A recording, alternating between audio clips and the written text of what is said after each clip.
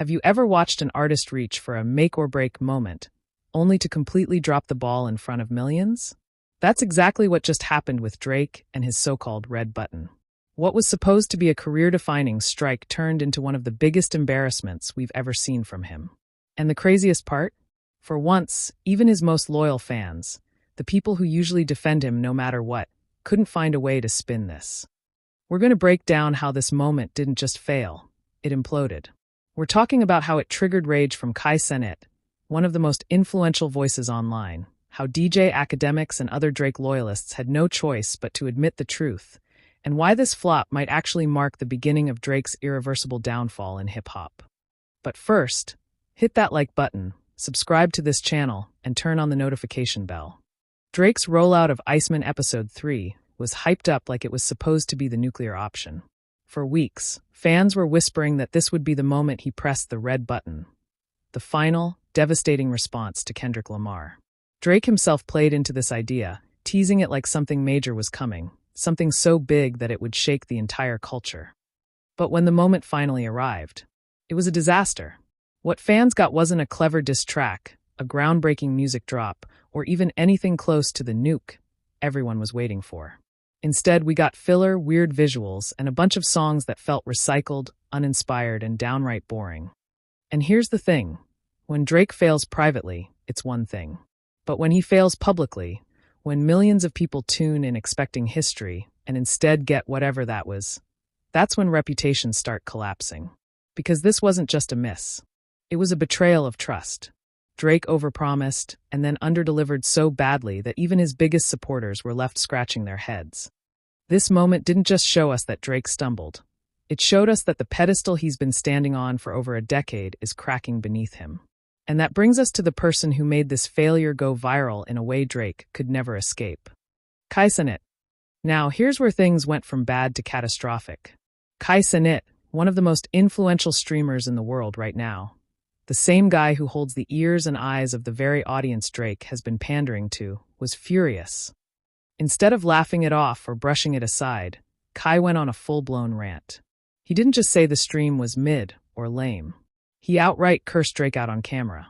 He said Drake wasted over an hour of his time with filler nonsense and made it crystal clear. He wasn't acting, he wasn't joking, he was genuinely pissed. Think about that for a second. When someone as culturally connected as Kai Cenat jumps out of his chair in anger and rips into you, that's not just a bad review. That's a cultural reset. His audience is massive, loyal, and impressionable. So when they see him rejecting Drake, they start rejecting Drake too. And what makes this even worse? Kai emphasized that he wasn't faking his reaction. That detail alone hinted at something bigger. That maybe Drake has been trying to control creators and push them to act like his content is better than it really is. If that's the case, Kai publicly breaking free from that influence is a death blow. Because now, no matter how Drake tries to spin this, the moment lives forever online. The biggest streamer of his target demographic calling him out, saying his work was trash, and doing it with raw emotion. This wasn't scripted, this wasn't lighthearted trolling. It was the truth broadcast live, and it struck harder than any diss track could. For years, Drake has had a safety net. No matter what move he made, whether it was a questionable collab, a corny bar, or a weak rollout, he could count on his industry allies to back him up. But after Iceman Episode 3, that safety net collapsed. Even DJ Akademiks, one of Drake's most loyal defenders, couldn't hold the line anymore. He admitted live that the whole thing felt pointless, awkward, and empty. And when someone like Akademiks, who's practically built his platform around hyping Drake, starts criticizing, that's a seismic shift. Other creators followed suit.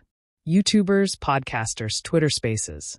Everywhere you looked, people who normally tiptoe around criticizing Drake were suddenly being brutally honest.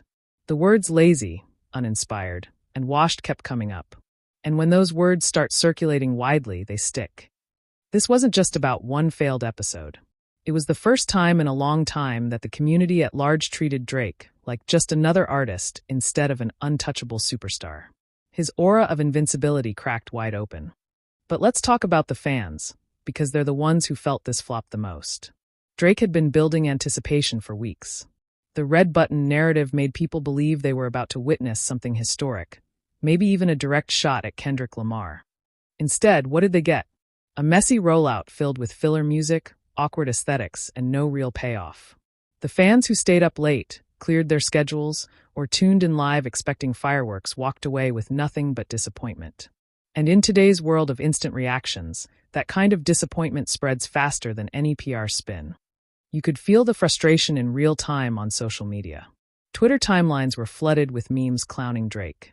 TikTok edits exaggerated just how boring the episode felt. And Reddit threads filled with once dedicated fans admitted they couldn't defend this one. That's the danger of overhyping and underdelivering. People don't just feel let down, they feel tricked. And when fans feel tricked, loyalty evaporates. Now let's break down what actually went wrong with Iceman Episode 3. On paper, it should have been something special. Drake leaned into cinematic visuals, mysterious vibes, and the promise of exclusive music. But execution is everything, and the execution was sloppy. The pacing was off. Scenes dragged on for way too long with no payoff. The visuals, which were supposed to feel artsy and edgy, came off as try-hard and confusing. And the music, instead of sounding like fresh, bold material, it felt like Drake was recycling the same flows, the same subject matter, and even the same aesthetics from his older misfires. Worse yet, the entire rollout didn't feel like an authentic creative expression. It felt like an algorithm's attempt to manufacture hype. Every detail seemed calculated to grab attention, but not to actually deliver anything of substance. And when your art leaves people questioning the point, that's when you know the creative spark is gone. Let's talk about the heart of the matter, the music itself. Because at the end of the day, all the visuals, all the marketing, all the hype, none of that matters if the songs don't hit. And this time, they didn't just miss, they crashed. Every track Drake previewed during Iceman Episode 3 sounded like a knockoff of something he'd already done years ago. Instead of bold, innovative cuts, we got reheated leftovers. The melodies were predictable, the lyrics shallow, and the flows felt like autopilot. Think about the stakes here. Fans were waiting for a statement. This was supposed to be Drake reasserting dominance in the middle of his most dangerous beef with Kendrick Lamar. Instead, the music sounded like it could have been scraped from the bottom of a throwaway vault playlist. Even worse, none of the tracks carried any urgency. There was no hunger, no fire, no sense that Drake was actually fighting for his cultural life. Instead, it sounded like someone who has been insulated by fame and wealth for so long that they've forgotten what it means to truly compete. The result? Forgettable songs that didn't just fail to impress, they actively damaged his credibility. Because when you hype something as your nuclear response, and it turns out to be a damp sparkler, the disappointment cuts deeper than silence ever could. And here's where things get even darker. Drake isn't just missing, he's recycling. You can see it in everything from his visuals to his lyrics. He's running back the same tropes, the same bars, and even the same marketing tricks, hoping one of them will magically stick again. This isn't creativity, it's desperation. It's the artistic equivalent of a gambler going back to the slot machine, pulling the lever over and over, convinced that eventually the jackpot will hit. But the more he repeats himself, the more obvious it becomes. Look at the pattern. Whenever Kendrick Lamar drops something powerful, Drake scrambles to respond. Not with genuine inspiration, but with patched-together aesthetics, surface-level wordplay, or half-hearted stunts. Instead of leading culture, he's chasing it. Instead of innovating, he's imitating. You can't fake hunger, you can't fake passion. Drake once thrived on being unpredictable, on constantly reinventing himself. But now, he feels like an artist stuck in quicksand, sinking deeper every time he tries to claw his way out with recycled material. The saddest part? You can tell he knows it. There's an energy of panic in these drops, like he's aware the walls are closing in, but he doesn't know how to stop the spiral. And when an artist reaches that point, history tells us the decline isn't just likely, it's inevitable. Here's the thing. This flop wasn't just about one bad rollout. It exposed something much bigger, the shifting balance of power in hip-hop. For over a decade, Drake has been the face of mainstream rap, the safe bet. The guy you couldn't really knock off the top no matter how many critics came for him. But Iceman Episode 3 proved that aura is gone. Drake doesn't control the culture anymore. Kendrick Lamar does. Every move Drake has made lately feels like a reaction to Kendrick, like he's trying to keep up with a standard he can't reach. And the culture knows it. Kendrick represents evolution, artistry, and authenticity. And this isn't just about Drake versus Kendrick. It's about what the audience values now. People are tired of gimmicks and recycled ideas. They want substance, they want depth, they want truth. Kendrick, J. Cole, Pusha T, even younger voices like Baby Keem and JID. They're feeding that hunger. Meanwhile, Drake looks like he's still trying to play the same old game, not realizing the rules have changed. That's why this moment matters. It isn't just a flop. It's a warning sign that Drake's era is truly coming to an end. So where does this leave us? Drake pressed the so-called red button, and instead of detonating, it fizzled. His biggest rollout in years turned into a punchline. His fans felt betrayed. His allies stopped defending him. And his biggest critics? They just got more ammo than ever. This wasn't just a stumble, it was a collapse in plain sight. And the ripple effects will be felt for months, maybe even years, as Drake struggles to reclaim credibility he may never get back. But here's the real question. Is this the moment we look back on as the beginning of Drake's downfall?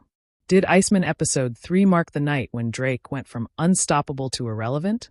Or does he still have one last trick up his sleeve? I want to hear from you. Drop your thoughts in the comments. Was this Drake's worst career move yet? Can he recover?